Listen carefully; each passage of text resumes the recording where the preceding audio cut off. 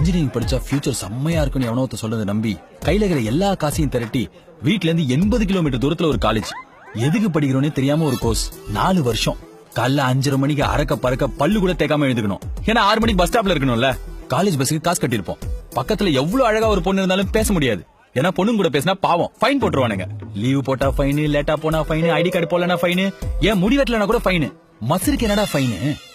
இது எல்லாத்தையும் தாண்டி படிச்சிடலான்னு பார்த்தா யாரு வந்து கிளாஸ் எடுக்கிறா?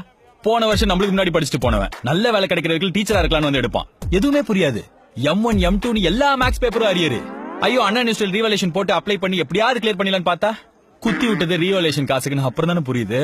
கஷ்டப்பட்டு எப்படியோ ஒரு ப்ராஜெக்ட காசு கொடுத்து வாங்கி கேம்பஸ் இன்டர்வியூ போயிட்டு மெக்கானிக்கல் பச்சவன், பாலிமர் பச்சவன், ECU பச்சவன் எல்லாம் எங்க போயிட்டு வேலை செய்யறோம்? TCS CTS, நீங்க இன்ஃபோசிஸா? என்ன சொன்ன? இங்க வந்து மாட்டிக்கிட்டனா? அது என்னோட கடை, நான் தான் ஓனர். நான் எப்ப வேலை செய்வேன் நான் தான் முடிவு பண்ணும். HR கிடையாது. I am decision maker. Deepavali பொங்கலுக்கு நீ என்ன பண்ணுவ? லீவ் போடுவல்ல? எனக்கு அது ஹாலிடே. நான் வீட்ல குடும்பத்தோட இருப்பேன். ஏன்னா உன் ஹாலிடே அமெரிக்கன் இண்டிபெண்டன்ஸ். ஆனா உன்ன சொல்லி என்ன பண்றது? நாளைக்கு உன் வேலை இருக்குமான்னு உனக்கே தெரியாதுல்ல. ஏன்னா நீ லேபர், நான் ஓனர், அவனும் ஒரு ஓனர். டேக்கர் படி.